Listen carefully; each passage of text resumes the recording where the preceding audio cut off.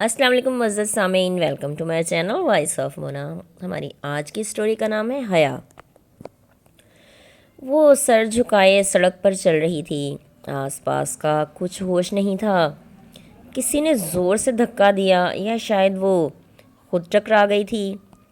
وہ ایک بزرگ خاتون تھیں۔ نظر نہیں آتا تمہیں سیدھی آ کے ٹکرا گئی ہو؟ جی وہ پتہ نہیں چلا، اس کی لہجے میں ہی تھکاوٹ تھی۔ وہ معذرت کر کے آگے چل دی۔ وہ کافی دور آ گئی تھی، تھک کر فٹ پاتھ پر بیٹھ گئی۔ وہ گھر بھی بہت دور تھا اس کا۔ وہ فیکٹری سے چھٹی کے بعد گھر جا رہی تھی۔ کرایہ تھا نہیں، پیدل ہی سفر کر رہی تھی۔ پھر ہمت کر کے دوبارہ چل پڑی۔ گھر پہنچی تو پیروں میں جان نہیں تھی، آتے ہی بستر پر ڈھہ گئی۔ وہ طلاق یافتہ تھی اور اولاد نہ ہونے کی وجہ سے اسے چھوڑا گیا تھا۔ ماں پانی کا گلاس لے آئی، دونوں کی آنکھوں میں ہی آنسو تھے۔ حیا چپ ہو جا، میری قسمت ایسی کیوں ہے؟ نہیں بیٹا، ایسے نہیں کہتے، بہت اچھا وقت آئے گا، دیکھ لینا، آزمائش ہے، ایک دن گزر جائے گی۔ تم اب کرایہ رکھ لینا پورے مہینے کا، سیلری ملے گی تو اچھا رکھ لوں گی۔ سب بہن بھائی شادی شدہ تھے، وہ 1 سال سے ادھر تھی۔ 5 سال کے بعد طلاق ہو گئی تھی۔ وہ سب کی باتیں سن سن کر تھک چکی تھی، اسی لیے فیکٹری میں جاب کر لی۔ اب بھی 1 مہینہ نہیں ہوا تھا۔ ماں اس کے لیے کھانا لے آئی، دونوں نے کھانا کھایا۔ حیا کھاتے ہی لیٹ گئی اور سو گئی۔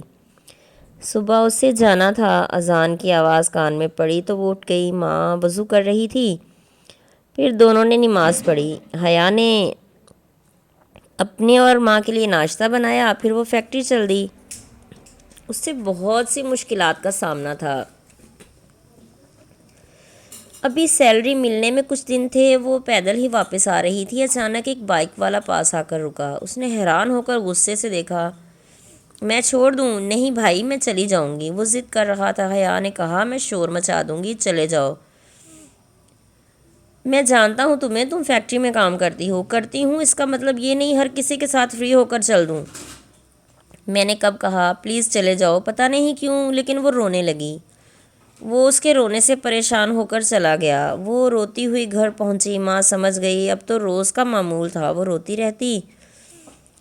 2 دن بعد اسے سیلری مل گئی۔ اب وہ پیدل نہیں آتی تھی، اس نے پیسے محفوظ کر لیے تھے۔ 1 سال ہو گیا اسے جاب کرتے۔ پھر اس نے اپنے لیے اسکوٹی لے لی، وہ اب خود جاتی تھی۔ حیا کا رشتہ لوگ اب بھی پوچھتے، لیکن حقیقت جان کر کہ وہ اب ماں نہیں بن سکتی، سب چلے جاتے۔ آج وہ کینٹین میں سالن جو گھر سے لائی تھی گرم کروانے گئی تو وہی نظر آیا جس نے سال پہلے اس کا راستہ روکا تھا۔ وہ سالن گرم کروا کے واپس آنے لگی تو اس نے پوچھا، ٹھیک ہو آپ؟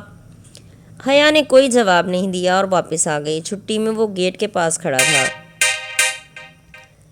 وہ بھی یہاں کوکنگ کا کام کرتا تھا۔ وہ اپنی اسکوٹی لے کر چل دی، وہ بھی ساتھ ہی تھا۔ حیا اپنے دھیان میں گھر پہنچی، مڑ کر دیکھا تو وہ پیچھے ہی تھا۔ پھر چھٹی والے دن کوئی آیا اس کا رشتہ مانگنے، انہیں بھی اصلیت بتا دی گئی۔ وہ لوگ چلے گئے۔ آج گھر پہنچی تو ماں نے کہا، وہ جو اس دن آئے تھے انہیں کوئی اعتراض نہیں، اور وہ آدمی اپنا گھر بھی حیا کے نام کرنے کو تیار تھا۔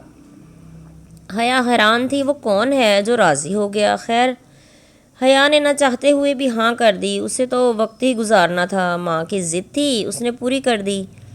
آج فیکٹری سے چھٹی کی تو احسان جو کہ کوکنگ کا کام کرتا تھا وہ اس کے ساتھ ہی فیکٹری سے نکلا۔ کیسی ہو آپ؟ حیا نے پھر نظر انداز کر دیا اور اپنی راہ لی۔ 1 ہفتے بعد اس کا نکاح تھا۔ نکاح کے دن اسے فائل دی گئی جو کہ ایک 3 مرلہ مکان کے گھر کی رجسٹری تھی، جو کہ اس کے نام تھا۔ اونر کا نام، جس نے اسے مکان دیا تھا، اس کا نام احسان تھا۔ وہ گڑبڑا گئی، نہیں کوئی اور بھی تو ہو سکتا ہے۔ اس کا آنے والا وقت تو محفوظ تھا اور اس نے یہ بھی لکھوا لیا تھا کہ وہ نوکری نہیں چھوڑے گی۔ انہوں نے ماہانہ خرچ بھی معقول سا لکھ دیا تھا۔ وہ رخصت ہو کر اپنے گھر آ گئی۔ ابھی تک احسان کو اس نے نہیں دیکھا تھا۔ اچانک جانی پہچانی آواز آئی، کیسی ہو؟ وہ ایک دم ہل کر رہ گئی۔ وہ احسان ہی تھا۔ اسے اب ڈر لگ رہا تھا، پتہ نہیں اب وہ کیسا سلوک کرے گا۔ اس نے دیکھا وہ مسکرا رہا تھا، اس کے چہرے کا خوف احسان دیکھ چکا تھا۔ سب مرد برے نہیں ہوتے حیا، ڈرنے کی کوئی ضرورت نہیں، تم محفوظ ہو اور یہ گھر بھی تمہارا ہے، تم جب چاہے مجھے اس گھر سے نکال سکتی ہو۔